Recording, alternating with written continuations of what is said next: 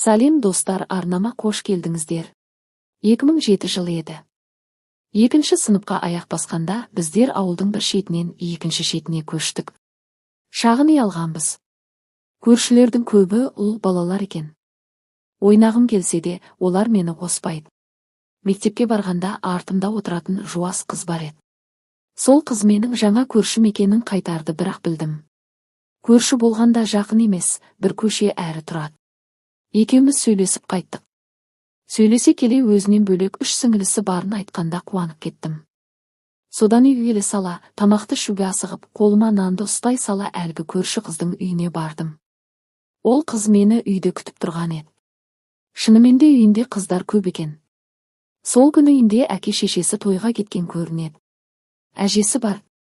Мейірімді екен. Бізге құртын беріп тамақ іш деп отырғызып қойды. Кешке дейін ойнап көңілді қайттым. Сол күннен бастап ол қыз және оның сіңілілерімен жақсы достасып кеттік. Бірақ бір нәрсе, ол қыз біздің үй жаққа еш уақытта келіп ойнаған емес, әкесі өте қатал болды. Ал анасы тым жуас, ешкімге сөзі өтпейтін әйел. Әкесі үйінде бар кезде көрші қыз. Үйде әкем бар. Басқа адам келсе ұрсат деп айтушы еді. Сонда мен ол кезде кішкентай баламын ғой. Құрбымның айтқанын тыңдамай барған едім. Әкесі қабағын түйіп: "Неге келдің? Кімнің қызсың? Бар кет үйіңе. Қаңғып жүрген неғылған баласың" деп ұрсып кеп берген. Сол бір күн әлі есімде. Құрбымның әкесін қатты жек көріп кеттім. Арада уақыт өтіп жатты. Құрбымның үй жағына тағы бір көрші көшіп келді. Ол үйде 5 қыз.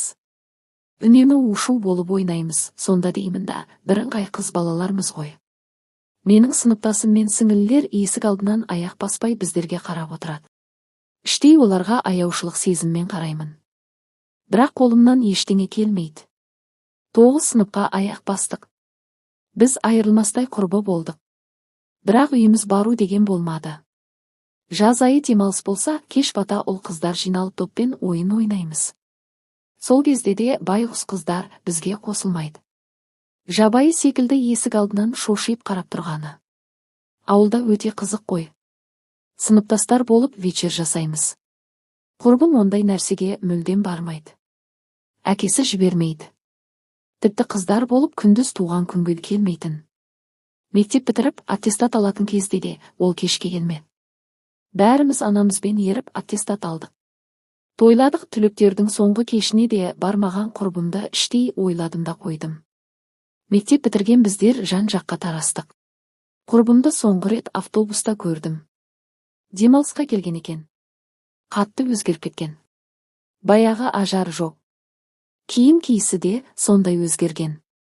Әңгімені де қысылмай айтып, өзін жақсы көрсетіп бақты.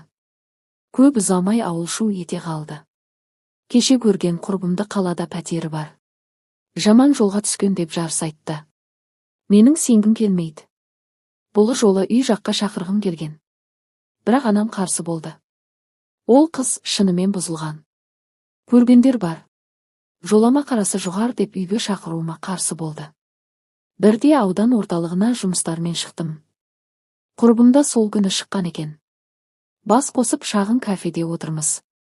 Анау-мынау жеп, шай ішіп мен шыдамай. Мен бір өсек естідім. Бұл өтірік ойы. Сен ондайға қимаймын деп сөз бастадым. Ол жанарын төмен салып: "Барлығы рас. Мен қалада күн көру үшін солай ақша табамын. Әкем бізге ештеңе бермеген.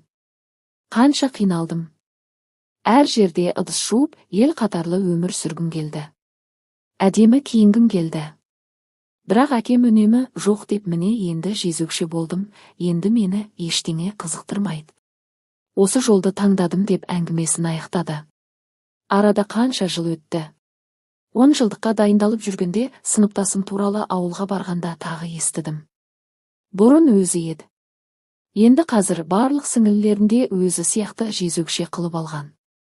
Тіпті бір квартирада барлық сіңілілер мен еркектерге қызмет етеді екен. Бір емес 4 бала туыпты. Ауылдағы үйіне әкеліп тастаған. Анасы мен әкесі үнсіз бағып отыр.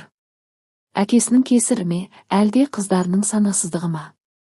Жап-жас сіңілілерінің өмірін құртты. Ауылға келсе де, ешкімнен ұялмай, ауылды шулатып кетеді екен. Ол қыз кезінде сондай бейкүнә жан еді. Қазіргі тірлігін естіп көріп жүрегім ауырады. Қызды жоқшылық құртады деп ақтағым келсе де, ақтай алмаймын. Менде жоқшылықта өскендердің бірімін. Менде елдің қыздары секілді оқымадым. Қара жұмысқа жегілдім. Талай жігіттің сөзімен өзі тиіскен жағдай болды. Бірақ ар-ұятты бірінші орынға қойдым.